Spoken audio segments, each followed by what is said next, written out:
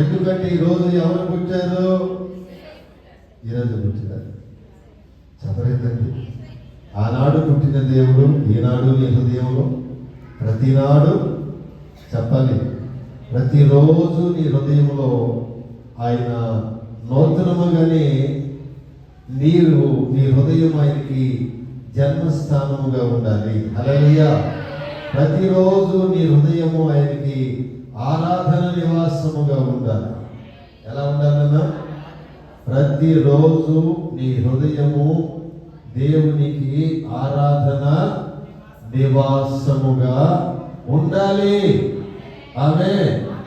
హల్లెలూయా. అప్పుడే దేవుడు మన జీవితాల్లో అద్భుతమైన కార్యాలు చేస్తాడు. రాజు కలవరపడ్డాడట. ఈరోజు పాటలో ఉన్నవన్నీ అయిపోయి ఉంటాయి. రాజు కలవరిపోయాడు. రాజు గుమ్మము దాకా వెళ్ళింది దేవుని రక్షణ వార్త. రాజు గుమ్మము దాకా వెళితే రాజు హృదయం ఏమైందట? కలవరపడిపోయింది. కానీ చదువున నా మాటలు. హేరోదు రాజు ఈ సంగతి విన్నప్పుడు అతనితో కూడా యెరూషలేము వారందరూ కలవరపడిరి. ఏం చేశారట? అతనితో ఉన్న యెరూషలేము వారందరూ కలవరపడిరి. యూదా బెత్లెహేములో యూదుల రాజుగా పుట్టినవాడు ఎక్కడ ఉన్నాడు? ఆయన మేము చూసి ఆరాధించి పూజించవచ్చింది. ఆమేన్. హల్లెలూయా. హల్లెలూయా. నా ప్రియ దేవుని బిడ్డలారా, ఆ రక్షకుడు పుట్టినప్పుడు రాజుల హృదయాలను కలవరపరిచాడు. భూనివాసుల హృదయాలను ఏం చేశారట? కలవరపరిచాడు. కారణం ఏంటంటే ఎప్పుడో ఒక ప్రవక్త ప్రవచించాడు. ఏమన్నా తెలుసా? ఇదిగో నీ నివాసములో నీ గుడారములో ఒక రాజు పుడతాడు. అతని రాజ్యం హెచ్చించబడుతుంది. అతని రాజ్యం ప్రజ్వరిల్లుతుంది. అతని రాజ్యం అత్యధికముగా ఆశీర్వదించబడుతుంది. ఆమేన్. హల్లెలూయా. ఒక అన్యజన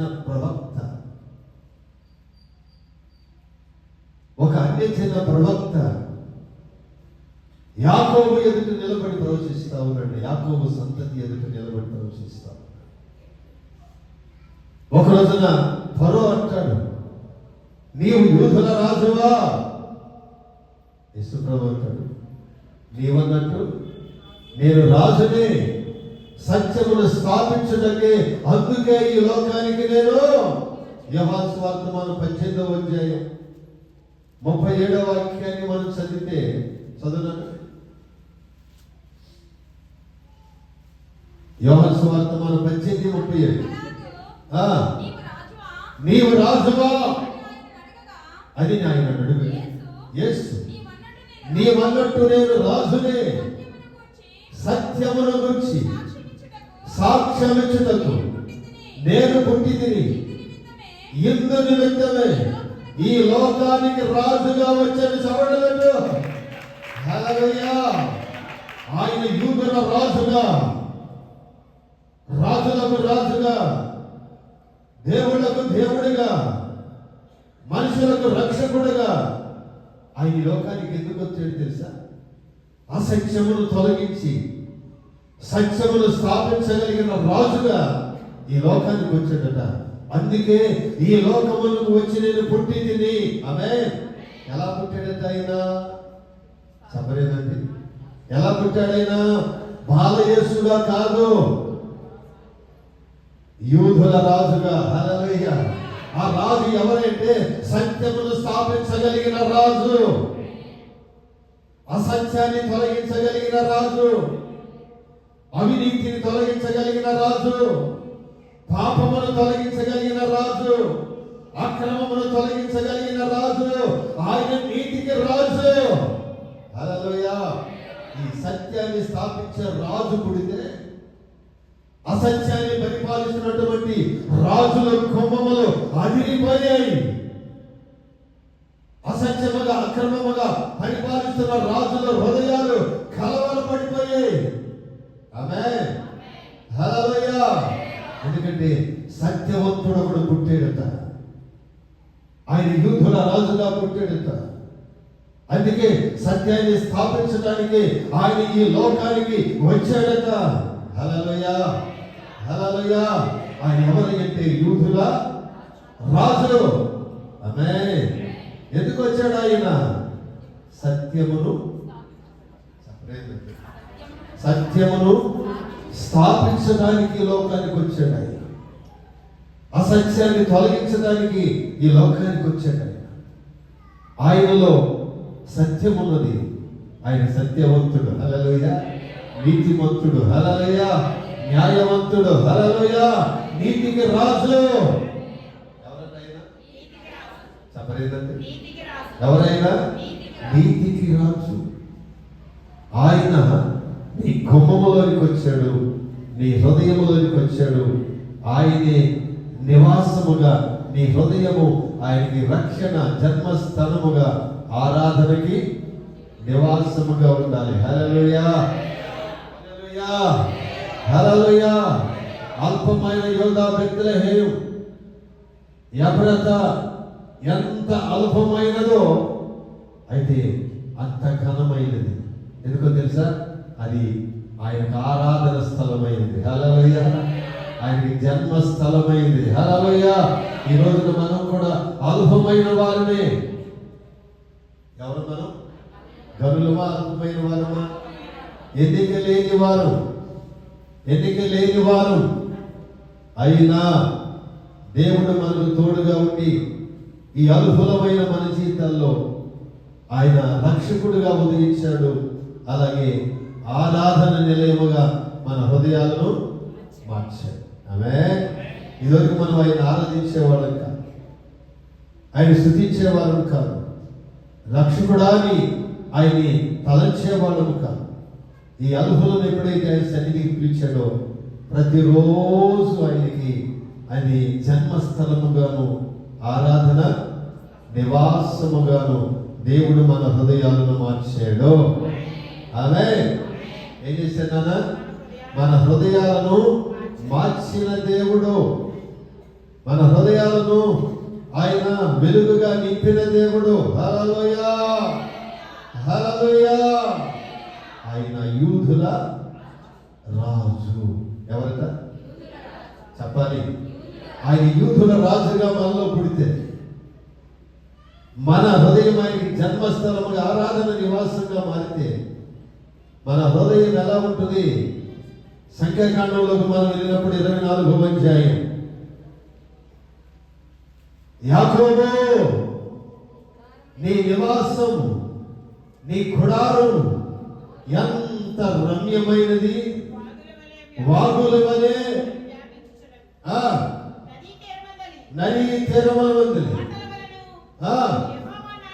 యెహోవా నాటిన అగర చెట్ల వలె, నీళ్ళ యొద్ద ఉన్న దేవదారు వృక్షముల వలె నీవు ఎదిగి అభివృద్ధి పొందుతున్నావు.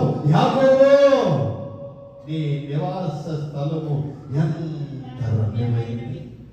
ఎందుకు తెలుసా? బలమైన రాజు నీలో ఉదయించాడు. చదవమాట 7వ అధ్యాయం 7వ వాక్యం చదువునా? సంఖ్యాకాండం 24:7.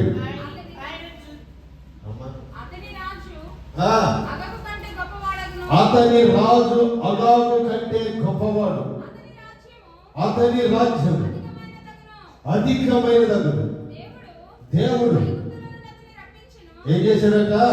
దేవుడు అతని రాజ్యము బలమైనదగును, అగాగు కంటే గొప్పదే. హల్లెలూయా. యాకోబు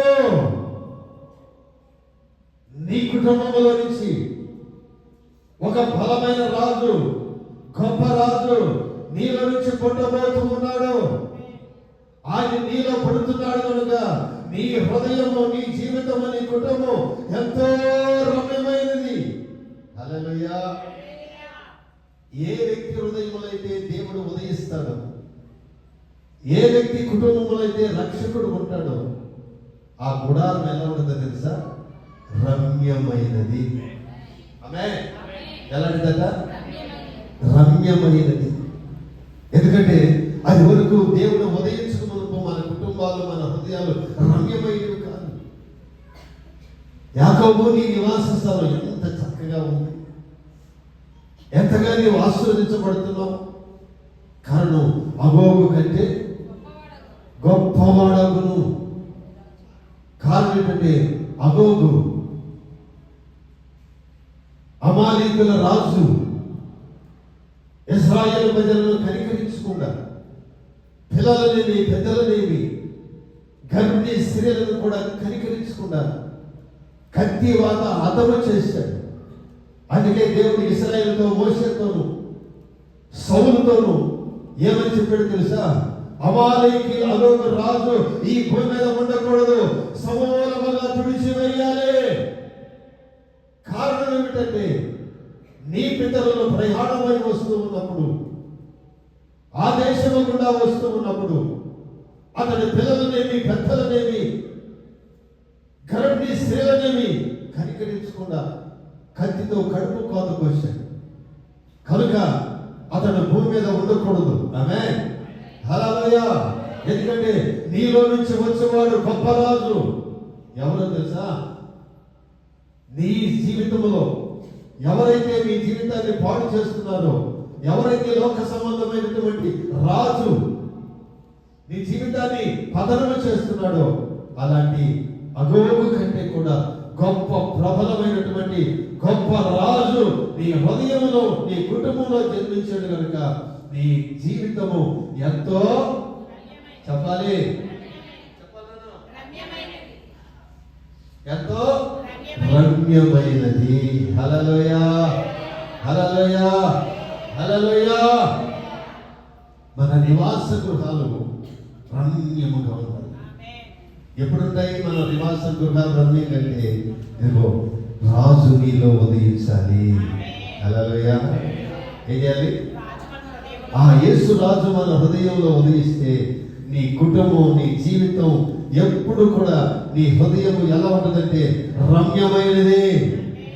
వాగు వలె నీ జీవితం ప్రవహిస్తూ ఉంటుంది.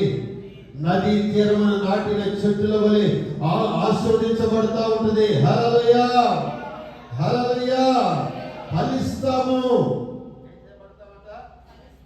చెప్పాలి, ఫలిస్తాము. అద్భుతముగా దేవుడు మారుస్తాడు మన జీవితాలను. కనుక ఎప్పుడు కూడా మనం అధైర్యపడకూడదు, దిగులు చెందకూడదు. ఎందుకంటే నీలో ఉన్న రాజు నీ జీవితాన్ని మారుస్తాడు.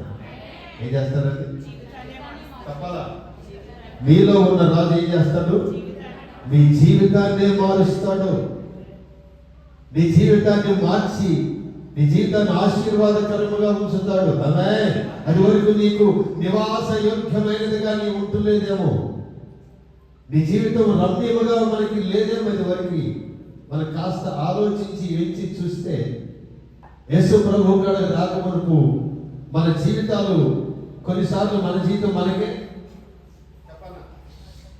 మనకే అసహ్యముగా ఉండేది. ఉండేదే లేదా? ఉండేది. కానీ ఇప్పుడు ఏమవుతుంది? మన జీవితం ఆశీర్వాదకరముగా మారుస్తున్నాడు. హల్లెలూయా. నేనేనా ఇలా ఉంది? నేనేనా ఇలా జీవించింది? మానవులకు కూర్చొని ఆలోచిస్తే ఇప్పుడు ఆ బ్రతుకు నాదేనా? అవునా కాదా? నాదేనా?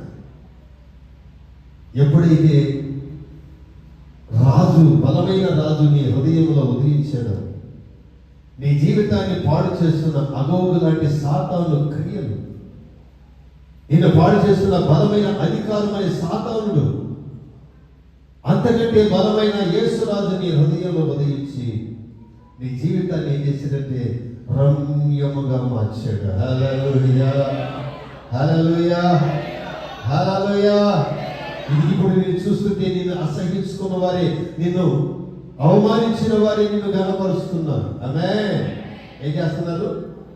మళ్ళీ అవమానించిన వారే, మళ్ళీ అసహించుకున్న వారే, మళ్ళీ చెదరించుకున్న వారే, నీది ఒక బ్రతుకున్నవా అన్నవారే ఈ రోజు మనల్ని ఘనపరుస్తున్నారు, సన్మానిస్తున్నారు. కారణము యేసు రాజు ఎవరి హృదయంలో ఉదయిస్తాడో, యేసు రాజు ఎవరి హృదయంలో పుడతాడో వారి జీవితాలు ఎలా ఉంటాయి? ఇప్పుడు ఎలా ఉంటాయి? రమ్యముగా ఉంటాయి. హల్లెలూయా! ఎలా ఉంటాయి నాన్న? రమ్యమైన జీవితం. ఆహా నా ధన్యత,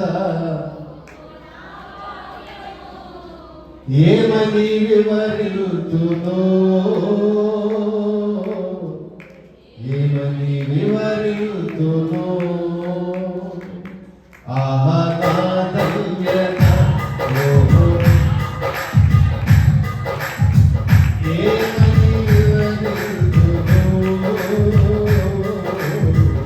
ఏమని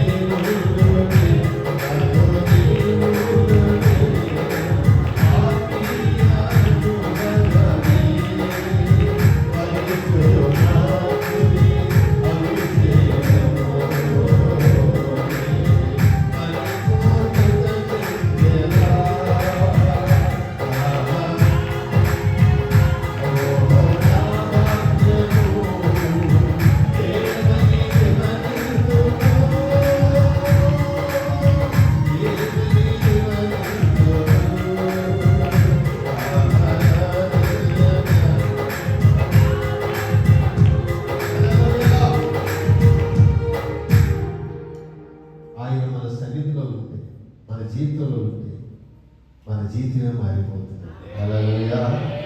అందుకే బిలాము అంటాడు యాకోబు, నీ గుడారం ఎంత రమ్యంగా ఉందయ్యా, నువ్వెంతగా ఆశీర్వదించబడుతున్నావయ్యా, ఇది చూస్తుంటే నది తీరము వలె ఉన్నావు. ఆమేన్. వాగుల వలె నీ జీవితం ప్రవహిస్తావు. హల్లెలూయా! నిన్ను చూస్తూ ఉంటే నీ జీవితం నీటి ఓరున ప్రవహిస్తున్న, వాగు ఒడ్డున నాటినటువంటి నదీ తీరమున నాటిన ఒక దేవదారు వృక్షము వలె ఎంత వెలుగుతూ ఉన్నాం. హల్లెలూయా! ఎందుకో తెలుసా? బలమైన రాజు నీలో ఉదయించి ఉన్నాడు. హల్లెలూయా! హల్లెలూయా! ఆ రాజు ఎలాంటి వాడు తెలుసా? నీ పితరులను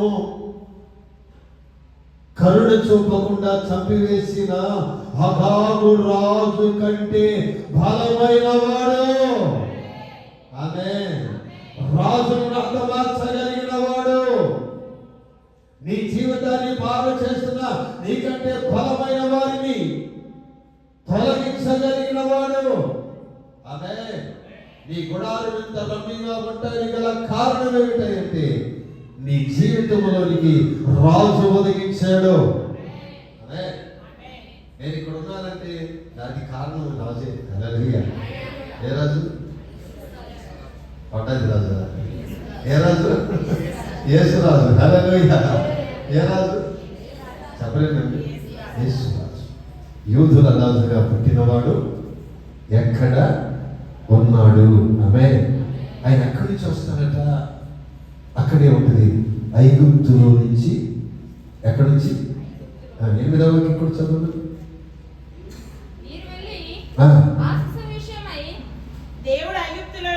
దేవుడు ఐగుప్తులో అతనిని రప్పించెను. హల్లెలూయా! ఈ రాజుని ఎక్కడి నుంచి రప్పించాడట? బలమైన రాజు వస్తాడు, దేవుడు ఆ రాజుని ఐగుప్తులో నుంచి రప్పించెను. అదే మత్తయి సువార్తలో 2వ అధ్యాయం 14వ వాక్యాన్ని మనం చదివితే, ఇదిగో యేషయావు బాలుని చంపవలసిన చూస్తున్న బలం, ఇదిగో హేరోదు బాలుని చంపాలని చూస్తున్నాడు, నీవు లేచి ఐగుప్తుకు వెళ్ళు. అదే మళ్ళా 20వ వాక్యానికి మనం వస్తే, మళ్ళా స్వప్నమందు దేవుడు యేషయావుకు కనబడి అంటాడు. ఏమంటాడండి? నీవు లేచి శిశువును చంపదూసిన వాడు చనిపోయి ఉన్నాడు. ఇప్పుడు నీవు శిశువును తల్లిని తీసుకుని ఇశ్రాయేలు దేశములకు వెళ్ళు. హల్లెలూయా. ఈ రాజు ఎక్కడి నుంచి వస్తున్నాడు తెలుసా? ఈ రాజు ఎక్కడి నుంచి వస్తున్నాడు తెలుసా? ఐగుప్తు దేశము నుంచి బలమైన రాజుగా బయలుదేరుతున్నాడు. హల్లెలూయా. ఎక్కడి నుంచి బయలుదేరుతున్నాడండి? అగోగు కంటే గొప్ప రాజు, ఐగుప్తులో నుంచి నిన్ను తీసుకువచ్చిన రాజు, ఐగుప్తులో నుంచి వస్తున్న రాజు. ఆమేన్. అతడు బలమైన రాజు. హల్లెలూయా. వాక్యం చెప్పబడుతుంది. ఈ యేసు ఎవరయ్యంటే, ఈ రాజు ఎవరయ్యంటే, పుట్టిన తర్వాత ఐగుప్తుకు వెళ్ళి ఐగుప్తులో రాజుగా బలమైన రాజుగా వస్తున్నవాడు. హల్లెలూయా. హల్లెలూయా. ఎలా వస్తున్నాడంటే ఐగుప్తు నుంచి? ఐగుప్తుకి బాలుడిగా వెళ్ళాడు. ఐగుప్తులో నుంచి వచ్చేటప్పుడు బలమైన, ఐగుప్తు నుంచి వచ్చిన తర్వాత శాస్త్రులను శాసిస్తున్నాడు. హల్లెలూయా. మతకర్తలను శాసిస్తున్నాడు. హల్లెలూయా. దుర్బోధకులను శాసిస్తున్నాడు. హల్లెలూయా. అసత్యాన్ని శాసిస్తున్నాడు. అద్భుత కార్యములు చేస్తున్న రాజు ఈయన. ఎక్కడి నుంచి వచ్చాడు? తన దేవుడు, తన తండ్రి ఐగుప్తులో నుంచి ఈ రాజును మరలా బెత్లెహేము యాకోబు గుడారములోనికి, యాకోబు దేశములకు మరలా తీసుకొని వస్తున్నాడు. ఆమేన్. హల్లెలూయా.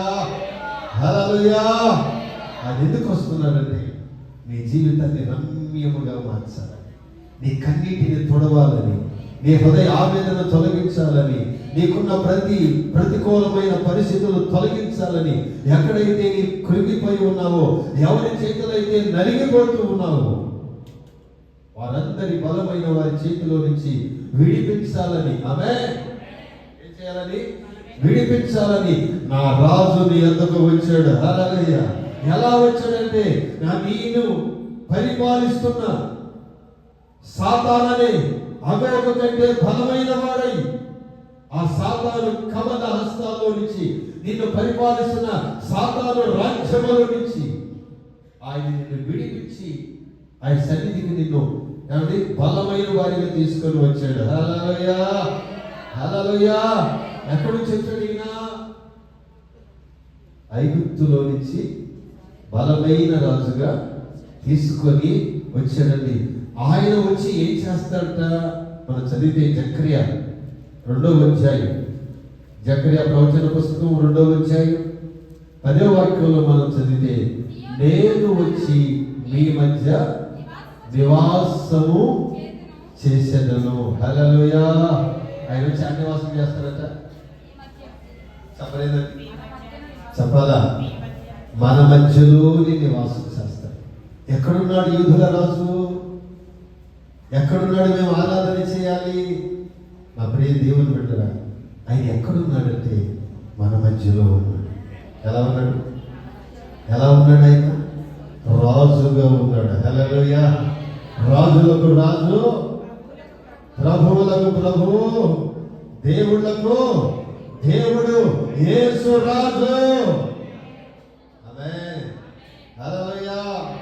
ఈ రాజు ఎవరంటే ప్రపంచానికి రాజు. ఒక దేశానికి, ఒక రాష్ట్రానికి కాదు, ప్రపంచానికి రాజు ఈయన. ఆమేన్. హల్లెలూయా. ఉన్న రాజ్యాల కంటే బలమైన రాజ్యం. ఈ రాజు మన హృదయంలో ఉంటే నీ జీవితం రమ్యముగా ఉంటుంది. ఈ రాజు నీ జీవితంలో ఎప్పుడు రాజుగానే నేను నడిపిస్తాడు. హల్లెలూయా. ఎందుకంటే మనం ఎవరమాట? చెప్పలేదు, రాజక వంశం. హల్లెలూయా. ఏ వంశం? మనందరిది వేరు వేరు కులాలైన, వేరు వేరు మతాలైన, వేరు వేరు ప్రాంతాలైన దేవుని సన్నిధికి వచ్చినాక మనందరిది ఆత్మీయ వంశము, రాజవంశము. హల్లెలూయా. ఎందుకంటే మన రాజు యూదుల రాజు, యోధా గోత్రము కొదమ సింహం, సూర్యుడు అస్తమించిన రోమా సామ్రాజ్యాన్ని శాసించిన రాజు. హల్లెలూయా. ఏం చేసిన రాజు? రోమా సామ్రాజ్యాన్ని శాసించిన రాజు. నేను రాజునే. సిలువ ఎక్కే ముందు కూడా పెద్ద పిలాతును కూడా కలవరపరిచాడు. నీవు రాజువా? నీవన్నట్టు నీ రాజునే. సత్యమును స్థాపించడానికి ఈ లోకములకు వచ్చి పుట్టింది. హల్లెలూయా. ఎలా పుట్టాను? అసత్యాన్ని తొలగించి సత్యాన్ని స్థాపించే రాజుగా ఈ లోకానికి నేను వచ్చాను. హల్లెలూయా, హల్లెలూయా, హల్లెలూయా. రెండోదిగా మనం చదివితే సంఖ్యాకాండం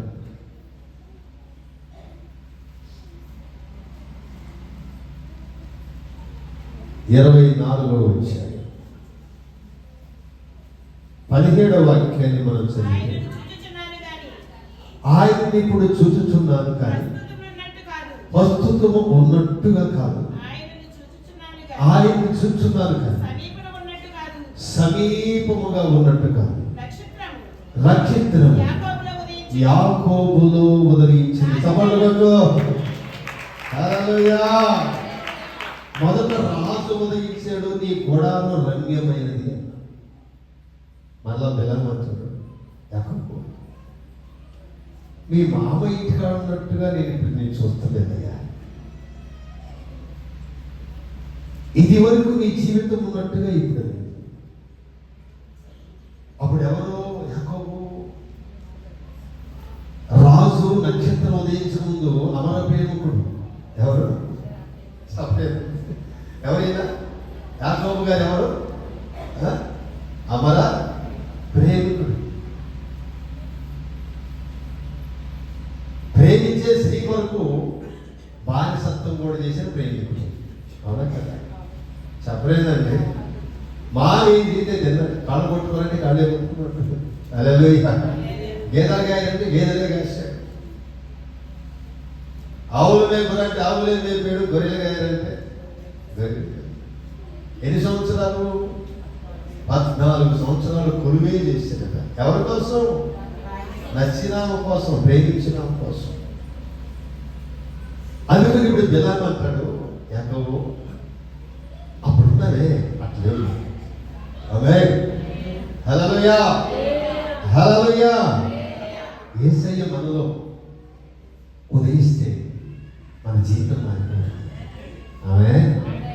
ఇంకా నీ జీవితం మారలేదు అంటే యేసయ్య నీలో ఉదయించలేదని అర్థం. ప్రస్తుతము అప్పుడు నీ ఉన్నట్టుగా లేదు. ఒకప్పుడు నేను చూచాను, అట్లా ఇప్పుడు నీవు లేవు. ప్రస్తుతం ఉన్నట్టుగా నీ జీవితం అగపడటం లేదు. ఎందుకు తెలుసా? నీలో నక్షత్రం ఉదయించింది. హల్లెలూయా. ఎవరిలో ఉదయించిందట? యాకోబులో నక్షత్రం ఉదయించను. రాజదండము ఇశ్రాయేలు నుంచి లేచింది. హల్లెలూయా. ఈ రోజున మనం చూస్తే ప్రపంచాన్ని శాసిస్తున్న ఇశ్రాయేల్, ప్రపంచాన్ని గడగడలాడిస్తుంది ఇశ్రాయేల్. హల్లెలూయా. చిన్న దేశమే 24 దేశాలు కలవాల్సి వస్తుంది. హల్లెలూయా. ఆఫ్టర్ ఒక చిన్న దేశాన్ని జయించడానికి, ఒక చిన్న దేశాన్ని ఏమండి చిన్న దేశమైన రాజు మీద పోరాడటానికి 24 దేశాలు ఏం చేస్తుంది అంట? అత్యవసరమైనటువంటి సమావేశం పెడుతుంది. హల్లెలూయా. ఎందుకో తెలుసా? రాజదండము. హల్లెలూయా. శాసించగలిగిన రాజదండం యాకోబులో నుంచి ఉదయిస్తుంది. హల్లెలూయా. ఆయన మనలో ఆ నక్షత్రం ఉదయిస్తే మన బ్రతుకులే మారుతాయి. చబడుగొట్టు. హల్లెలూయా. అది వరకున్న స్వభావం నీలో ఉండదు. అది వరకున్నది నీలో ఉండదు. హల్లెలూయా. కారణం తెలుసా? ఇతడు నజరేయుడైన యేసు బోధకులని, నజరేయుడైన యేసు సేవకులని, సంఘాలను హింసిస్తున్నవాడు సౌలు కాదా? సౌలే. కానీ దమస్కులో ఆ నక్షత్రం తేజోసమానమైన వెలుగు అతలోనికి ఉదయించగానే ఆమేన్ హల్లెలూయా ఆ తేజ వెలుగు నక్షత్రం తనలో ఉదయించగానే సౌలు ఇప్పుడు ప్రస్తుతం అప్పుడు ఉన్నట్టుగా లేడు. హల్లెలూయా ఏ సంఘాన్ని అయితే హింసించాడో ఆ సంఘం కొరకు ఈ రోజున ప్రాణం పెట్టేవాడు అయ్యాడు. అవును నేను సౌలునే. మరి ఒకప్పుడు ఈ సంఘం కొరకే నువ్వు హింసించడానికి నడువు కట్టుకొని అధికారం పొంది ఉన్నావు కదయ్యా. ప్రస్తుతం అప్పుడు ధర్మశాస్త్రంలో నడిచా. ఇప్పుడైతే హల్లెలూయా హల్లెలూయా ఇప్పుడైతే ఆ నక్షత్రం నాలో ఉదయించింది. హల్లెలూయా ప్రస్తుతం అప్పుడున్నట్టుగా నేను లే. ఇప్పుడు ఎలా ఉన్నాను? సంఘము కొరకు ప్రాణం పెట్టేవాడినై ఉన్నా. హల్లెలూయా సంఘమును ప్రేమించేవాడినై ఉన్నా. హల్లెలూయా నశించిపోతున్న ఆత్మలకు సువార్త చెప్పేవాడినై ఉన్నా. ఒకప్పుడు నక్షత్రం ఉదయించకమునకు యూదుల రాజధానిలో పుట్టకమునకు సంఘాన్ని విషించేవాడే, నరహంతకుడే, యేసు నామములకు ఎదురుగా పోరాడిన వాడే. ఎప్పుడైతే యేసయ్య ఆయనలో ఉదయించాడు, ఆ నక్షత్రము ఎలుగు ఎప్పుడైతే ఆయనలోకి వచ్చిందో ఇప్పుడు అంటాడు నేనే ఆ సౌలుని. ఇప్పుడు ఎలా సాధ్యము? ఎలా మారిపోయావు? దమస్కులో ఉన్న వారిని కూడా బంధించి యెరూషలేముకు తెచ్చి సంపాలని నేను అనుకుంటుంటే దమస్కు మార్గంలో ఆ వెలుగు నన్ను దర్శించిందయ్యా. అందుకే ఏ సంఘాన్నైతే ఏ ప్రజలనైతే ఈ క్రీస్తుకు విరోధముగా నేను నిలిచి పోరాడానో ఆ క్రీస్తు కొరకు ఈ రోజున అత సాక్షిగా నేను అయిపోవటానికి కూడా వెను తిరగటలా. హల్లెలూయా ఒకప్పుడు క్రీస్తు నామమునకు ఎదురుగా కాలు నిలిపాను, కాలు ఎత్తాను.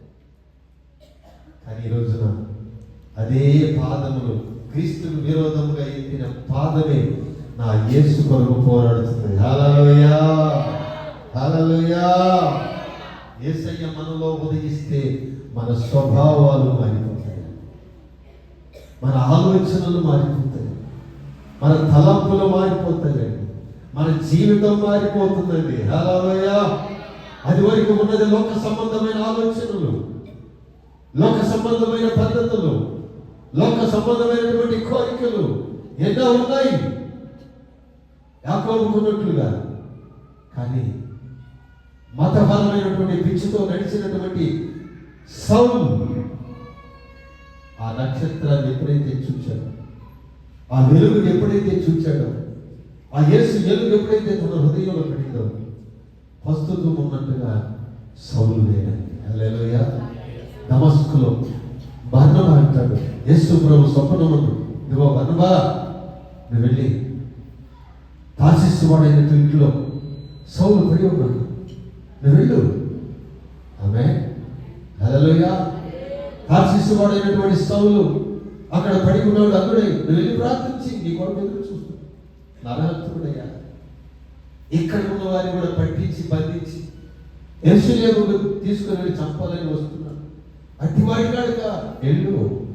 ఆమేన్ నా నామమును ఎన్ని శ్రమలైనా భరించడానికి నేను ఏర్పరచుకున్న సాధనము ఎన్నాడు. హల్లెలూయా హల్లెలూయా హల్లెలూయా నా ప్రియ దేవుని బిడ్డలు ఎందుకు నీకు వెలుగు ప్రకాశించింది, వెలుగు ప్రకాశించి యేసు తనలో ఉదయించగానే నక్షత్రం వల్లే కత్తి పట్టుకున్నవాడు కత్తి ఇసిరేసేవాడు. హల్లెలూయా క్రోధము కలిగిన వాడు క్రోధాన్ని విడిచివేసాడు. పగ ద్వేషముతో ఉన్నవాడు వాటన్నిటిని విడిచిపెట్టాడు. ఆమేన్ క్రీస్తు కొరకు, క్రీస్తు ప్రజల కొరకు, నశించిపోతున్న ఆత్మల కొరకు ప్రాణాన్ని ఇవ్వటానికి కూడా వేలు తిరగలేదు. చప్పట్లు. హల్లెలూయా మరి ఈ రోజున మన జీవితాల్లో జీవితాల్లో ఆయన ఉదయించాడా? ప్రతి సంవత్సరం క్రిస్మస్ వేడుకలు జరుపుకుంటున్నాం, సంబరాలు జరుపుకుంటున్నాం. కానీ మారాలి. ఏం చేయాలన్నా చెప్పాలి. జీవితం యేసు ప్రభు మన హృదయంలో ఉదయిస్తే మారాలి. మన జీవితాలు మారిపోతాయి. ఏమైపోతాయి? మన జీవితం మారిపోవాలి. మన జీవితం పరిశుద్ధపరచబడాలి. ఆమేన్. హల్లెలూయా. నేను రక్షణ పొందాను అనుకుంటే ఆయన నీలో ఉదయించకపోతే నీ రక్షణ వ్యర్థమైపోతుంది. ఎంత గొప్ప రక్షణ నిర్లక్ష్యం చేసి తప్పించుకుంటుంది. ఎలా మాట్లాడు కదా యాకోబు అప్పుడు చూసినట్టుగా హల్లెలూయా, హల్లెలూయా. ప్రస్తుతం నీ ఉన్నట్టుగా లేవు కదా, నీ జీవితం మారిపోయింది. హల్లెలూయా. ఎందుకు మారింది అంటే రాత్రి చెప్పండి. ఆదికాండం 32 వచ్చాయి. పెనుయేలు నుంచి ప్రయాణమే వెళుతూ ఉండగా అతనిలోనికి సూర్యోదయము కలిగాను. హల్లెలూయా. ఏం కలిగింది నాన్న? సూర్యోదయము కలిగను. ఆమేన్. సూర్యోదయం ఎప్పుడైతే కలిగిందో నా ప్రియ దేవుని బిడ్డలారా బ్రతుకు మారింది. హల్లెలూయా. అప్పుడు వరకు లాభాలు బానిస,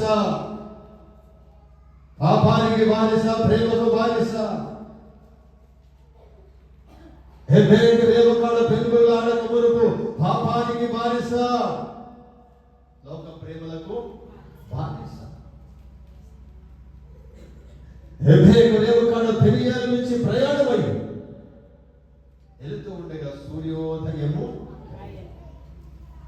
అంటే నక్షత్రము తనలో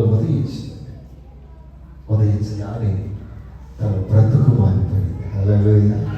ఏమైంది చెప్పాలి? తన బ్రతుకంతా మారిపోయింది. రాజదండముతో నడిపించబడుతున్నాడు. హల్లెలూయా. రాజును శాసిస్తున్నాడు. హల్లెలూయా, హల్లెలూయా.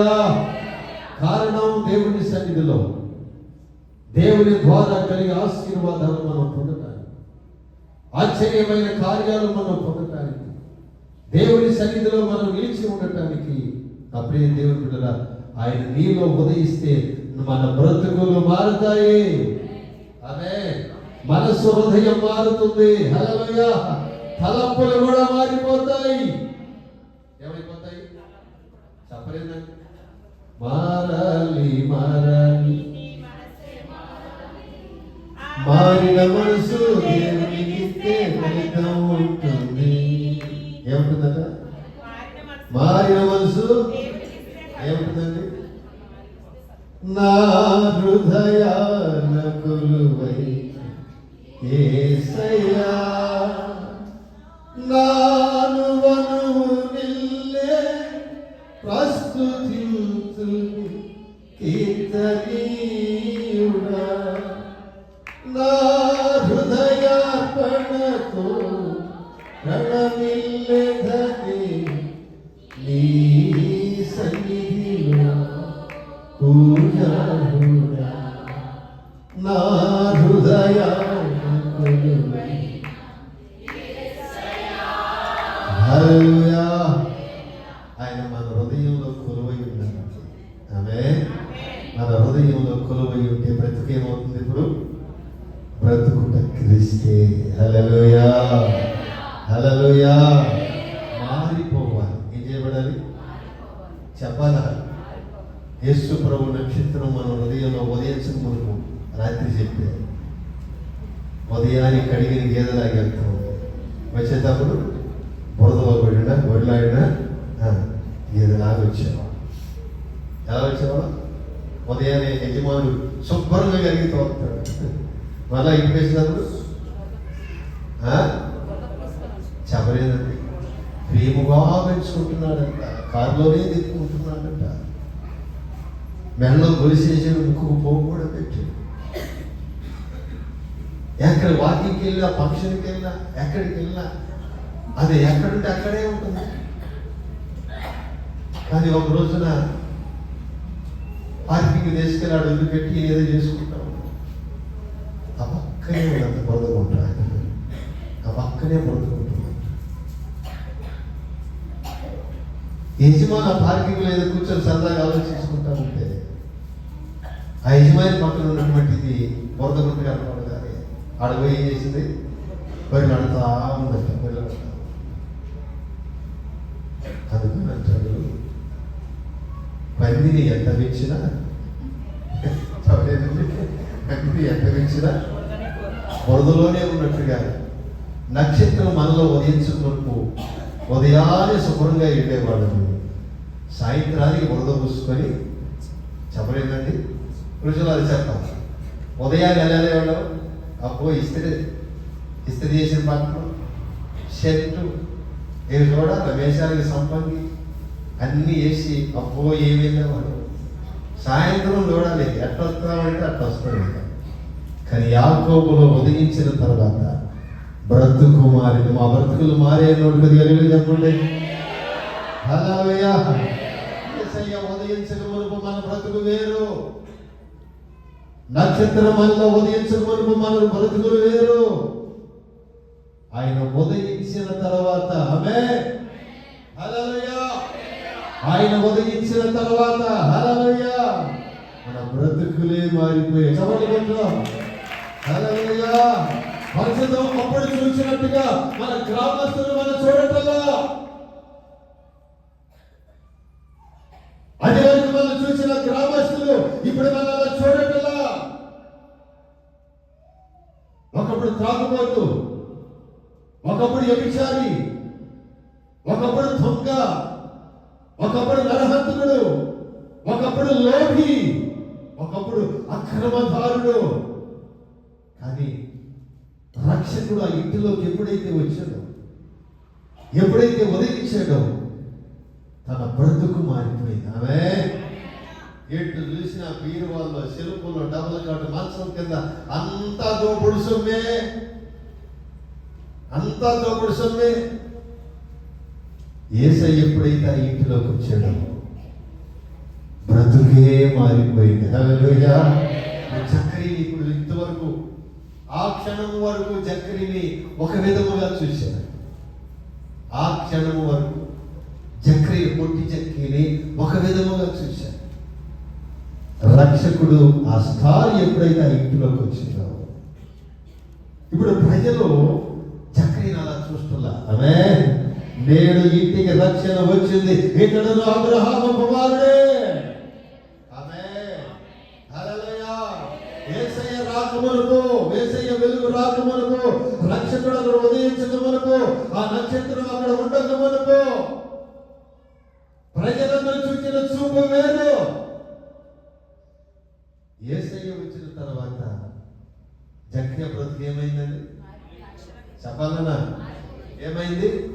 మారిపోయింది. హల్లెలూయా. అంటే నక్షత్రం మనలో ఉదయిస్తే మన జీవితమే మారిపోతుంది. ఏం చేయబడుతుంది? చెప్పాలన్నా నక్షత్రం మనలోకి వస్తే ఏమవుతుంది? మన జీవితం ఏమైపోతుంది? మన జీవితం ఏమైపోతుంది? మారిపోతుంది. ఆమేన్, హల్లెలూయా. ఏమవుతుందన్నా? మన జీవితం మారిపోతుంది. మత్తయి సువార్త మనం 2వ అధ్యాయం 10-11 వాక్యాలు కూడా మనం చదివితే, వారు ఆ నక్షత్రమును చూచి అత్యానందభరితులై ఇంటిలోనికి వచ్చి తల్లి అయిన మరియను ఆ శిశువును చూచి సాగిలపడి ఆయనను పూజించిరి. హల్లెలూయా. ఆ నక్షత్రం ఎప్పుడైతే ఉదయించిందో అత్యానందభరితులయ్యారండి. అత్యానందభరితులయ్యారు. ప్రభువా, ఎంతకాలం నేను ఎంతమంది కాడైతే అన్యాయముగా అక్రమముగా దోసుకొని సంపాదించాను, అదంతా వారికి ఇస్తాను. ఆమేన్, హల్లెలూయా. అత్యానందభరితుడై జక్కయ్య నేను త్వరగా నీటిలోకి రావాల్సి ఉంది, దిగిరా.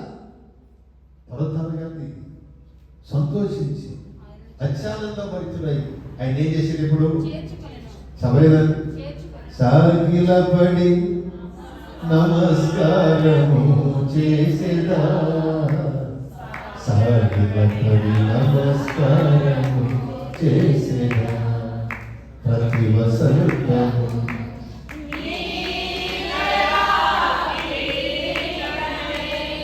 ప్రకృతి కలగలియు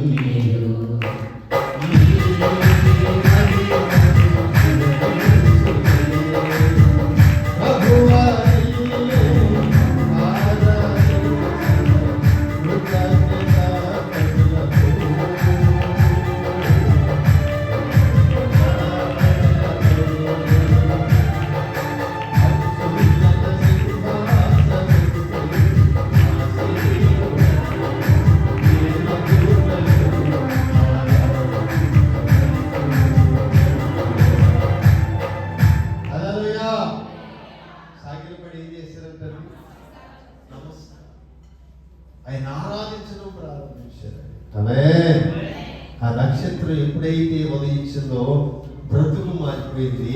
బ్రతుకు మారిన కానుంచి ఇప్పుడు ఏం చేస్తున్నారు? ఇప్పుడు ఒకప్పుడు క్రిస్మస్ పండుగ వస్తే లేదా ఇంకొక పండుగ వస్తే సండే వస్తే ఎక్కడుండేవాళ్ళమన్నా చెప్పలేదు. నా తండ్రి సిగ్గుపడదు. ఎక్కడుండేవాళ్ళు? అక్కడ శ్రీకాళ రోడ్లో ఉంది కదా, అక్కడ బేకరీ కాడ ఉండేవాళ్ళు. బేకరీ కాదు, మనం చాలా మంది వెళ్తున్నారు బేకరీ దాంట్లో కావాలి చూడండి బూటాలు అనిపించాలి. చూసినప్పుడు మీరు ఎందుకు తెలియదు కానీ ఆమె కూడా తాగిందని చెందే అక్కడ ఎందుకు వచ్చింది కాబట్టి. హల్లెలూయా, హల్లెలూయా. దేవుని సన్నిధిలో ఎక్కడ ఉండేవాళ్ళు అండి? సీరియల్గా నుంచునే ఉండేవాళ్ళు. కానీ నక్షత్రం ఉదయించినాక బ్రతుకు మారిపోయి ఇప్పుడు ఏం చేస్తున్నామంటే ధన్యత మండు టైంలో దానికోసం ఎండిపోయి నుంచునే ఈ బ్రతుకుల్ని ఇదిగో చక్కగా దేవుని మందిరానికి వచ్చి ఆరాధించేలాగా మార్చాడు నా దేవుడు. చదవగలరా? హల్లెలూయా. అక్కడ రోడ్లను తిరిగేవాళ్ళు ఇల్లు మీద పాలం బాగులాగా బిజీ మీద కూర్చొని తాచి ఎంటేసుకుని అన్నం తింటూ ఉండేవాళ్ళు. రెడీ అంతా అవునా కదా? రోడ్ల మీద వచ్చుతున్నారు. ఇల్లు ఏమంటుంది? వాళ్ళు 2 కిలోమీటర్ల దూరం పోయారు.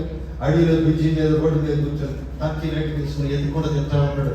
ఆ గిన్నెల్లో ఆ ఇస్తరాకులు అన్నంలో దేవరాత్రి దోమలు పడతా ఉంటాయి, చెప్పులు పడతాయి. అయినా వాటిని కూడా నలుసుకొని తింటా ఉంటాడు. పొలిగేడి వాటిని కూడా మిర్చి కాటు కూడా ఏం తెలియదు. హల్లెలూయా, హల్లెలూయా. వాటిని కూడా తింటా ఉంటాడు పురుగులు. అలాంటి బ్రతుకును నా దేవుడు మార్చాడు. ఆమేన్, హల్లెలూయా. ప్రస్తుతం ఇప్పుడు ఉన్నట్టుగా లేడు. బ్రతుకు మారింది. ఎందుకు తెలుసా? యాకోబులో నక్షత్రము ఉదయించింది. హల్లెలూయా. నీ రాజుని ఎందుకు వస్తాడు? ఆయన వస్తే మన హృదయాలు రమ్యముగా ఉంటాయి. ఆయన వస్తే మన బ్రతుకులు మారిపోతాయి. హల్లెలూయా. చూపుడికి ఎక్కువ మాట చెప్తాను. యెషయా 7వ అధ్యాయం 14వ వాక్యం. కాబట్టి ప్రభువు తానే ఒక సూచన మీకు చూపును. ఆలకించు. కన్యక గర్భవతి కుమారునికి అతనికి ఇమ్మానుయేలును పేరు పెట్టును.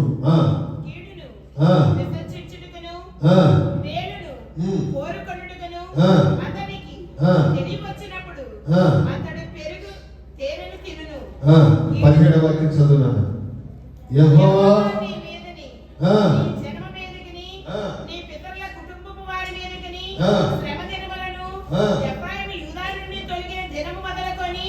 నేటి వరకు దాని దినములను రప్పించును.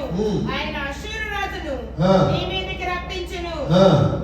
ఆ దినము ఐగుప్తు నదుల అంతమందున్న చోరేగలను అష్షూరు దేశములోని కందిరీగలను యెహోవా ఏడగొట్టి పిలిచెను. అవి అన్నీ వచ్చి లోయలలోను బండల సందులలోను కొండల పొదలన్నిటిలోను గడ్డిబీళ్ళన్నిటిలోను దిగి నిలుచును.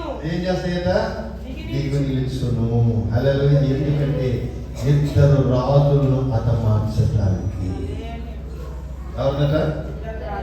ఎవరిని? ఇద్దరి రాజులను హతమార్చడానికి అభివచ్చును. ఎవరా ఇద్దరు రాజులు? ఇజ్రాయేలు ఆగర్భచిత్తుమైన అమాలేకీయులు. దేవుని ప్రజల నుంచి పాడు చేస్తున్న సాతాను అనే రాజ్యం.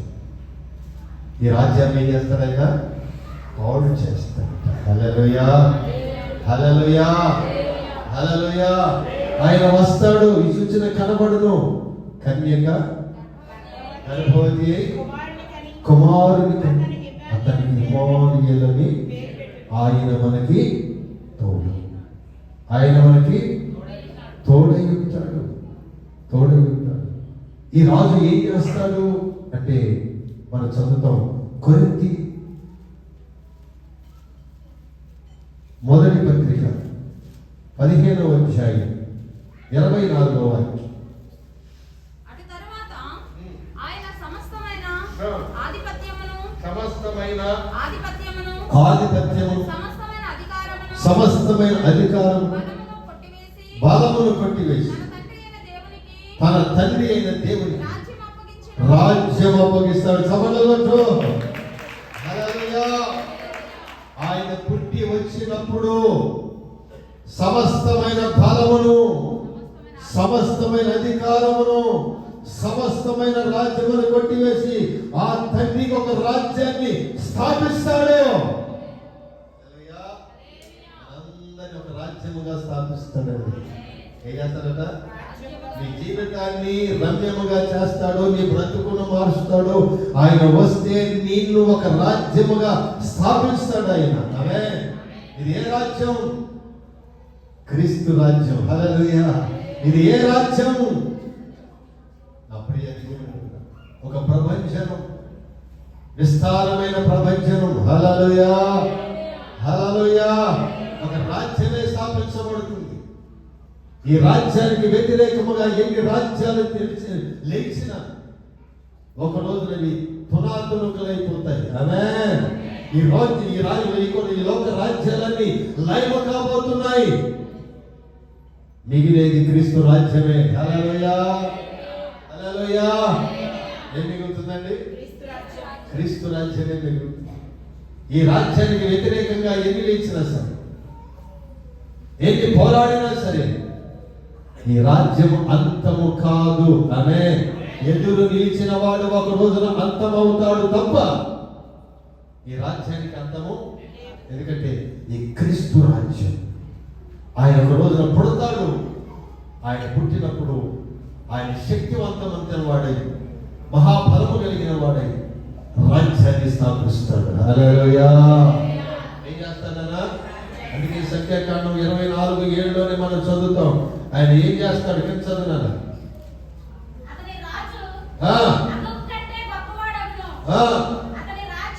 అతని రాజ్యం అత్యధికమైనదగును. ఏమంటారా? అత్యధికమైనది అగును.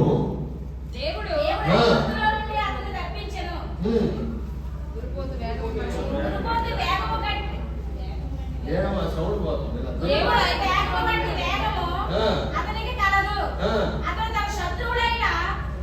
జనులను భక్షించును, వారి ఎముకలను విరుచును, తన బాణములతో వారిని గుచ్చును.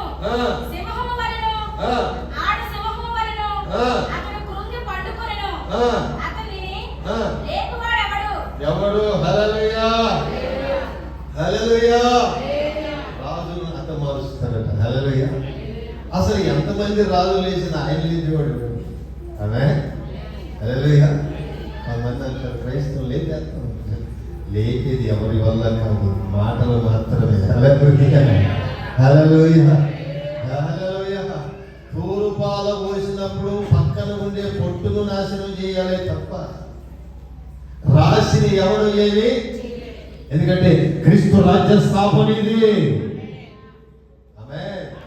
ఏ స్థాపన ఇది? చెప్పలేదండి.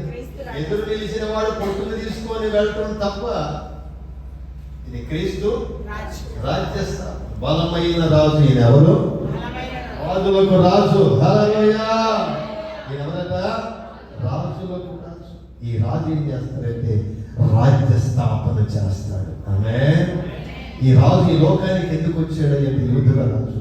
ఇదిగో ఆయన ఈ లోకాన్ని శాసించడానికి వచ్చాడు. హల్లెలూయా. నీవన్నట్టు రాజునే, నీతిని స్థాపించడానికి వచ్చాను. అందుకే జకర్యా ప్రవచన పుస్తకం 9వ అధ్యాయం 9వ వాక్యంలో చదివితే నీ రాజు నీతిపరుడనై ఏం చేస్తాడట? నీతిపరుడును రక్షణ గలవాడై. అయ్యా, నీతిపరుడు రక్షణ గలవాడై దీనుడై నీ వద్దకు వస్తాడు. అదే నీవన్నట్టు నేను ఎవరిని? సత్యమును స్థాపించడానికి వచ్చిన రాజుని. హల్లెలూయా. రాజు హృదయాలను కలవరపరచడానికి వచ్చిన రాజునే. నిజమే, ఈ లోక రాజ్యాలన్నీ క్రైస్తవులు చూసి గడగడ ఒరిగిపోతున్నాయి. ఆనాడు ఒరిగై భూలోకమున తలకి వచ్చేవారు ఇక్కడికి వచ్చారు. ఎవరిలో? క్రీస్తు రాజుతో ఉన్నవాళ్ళు. హల్లెలూయా. ఈ రోజున ఈ రాజ్యాలు గడగడలాడిపోతున్నాయి. రాజ్యాలే ఏకమైపోతున్నాయి. ప్రపంచాలే ఏకమైపోతున్నాయి. క్రీస్తు రాజ్యాన్ని హతమార్చాలని ఎవరి వల్ల కాదు. అనే ఎందుకంటే రాజులందరికంటే బలమైన రాజ్యం ఇది. హల్లెలూయా. హల్లెలూయా. చరిత్రలో మనం చూస్తే ఈ రాజ్యాన్ని సమూల నాశనం చేయవాలన్న అనుకున్న వాళ్ళు భూమిని విడిచి వెళ్ళారు. కానీ ఈ రాజ్యము విస్తరిస్తానే ఉంది. ఏం చేయబడుతుంది? ఏం చేయబడుతుంది? ఏం చేయబడుతుంది? విస్తరిస్తానే ఉంది. ఆమేన్. హల్లెలూయా. హల్లెలూయా. గత 15 సంవత్సరాల నుంచి ఈ రాజ్యాన్ని సమూల నాశనం చేయాలని ఎవరి కంకణం కూడా తిరుగుతున్నారు. కానీ ఈ రాజ్యం విస్తరిస్తానే ఉంది. హల్లెలూయా. కాలు గింజలు మాత్రమే తీసుకెళ్తున్నారు. ఇది ఎందుకంటే బలమైన రాజ్యం. ఆ రాజ్యం మనలోకి వస్తే రాజ్య స్థాపన. అది కంటాడు, నీ రాజ్యము వేరు, నా రాజ్యం వేరు. హల్లెలూయా. నీ రాజ్యం భూ సంబంధమైనటువంటి అసత్యముతో కూడినది, నా రాజ్యం పర సంబంధమైనది. సత్య స్థాపన కొరకే నేను లోకానికి వచ్చాను. ఆమేన్. హల్లెలూయా. ఎవరట? యూదులా. ఎందుకు వచ్చాడు? సత్యాన్ని స్థాపించడానికి వచ్చాడు. హల్లెలూయా. నీ జీవితాన్ని రమ్యముగా ఉంచడానికి వచ్చాడు. నీ జీవితాన్ని మార్చడానికి వచ్చాడు ఆయన. హల్లెలూయా. హల్లెలూయా. అందరి తండ్రి అయిన దేవునికి ఒక రాజ్య స్థాపనగా చేయడానికి యూదుల రాజుగా పుట్టాడు ఆయన. మేము యూదుల రాజుగా పుట్టిన వాడిని చూశాము. ఆ నక్షత్రమును చూశాము. ఆయన పూజించ ఇక్కడికి వచ్చి తిని యూదుల రాజుగా పుట్టినవాడు ఎక్కడ ఉన్నాడు? ఆమేన్. హల్లెలూయా. ఆయన నీలో పుడితే నీ జీవితం రమ్యముగా సిగురాకు వలె ఆస్వాదించబడుతుంది. ఆయన నీ జీవితంలో స్టారుగా ఉదయిస్తే నీ జీవితమే మారిపోతుంది. హల్లెలూయా. ఆ రాజు నీలో ఉదయిస్తే ఆమేన్, క్రీస్తు ఒక రాజ్యముగా స్థాపించబడతాం. హల్లెలూయా. ఈ మాటలు మీ హృదయాలలో స్థిరపరచబడును గాక, ఆశీర్వదించబడును గాక, ఒక రాజ్యముగా నీవు స్థాపించబడును గాక. ఆమేన్. అందరూ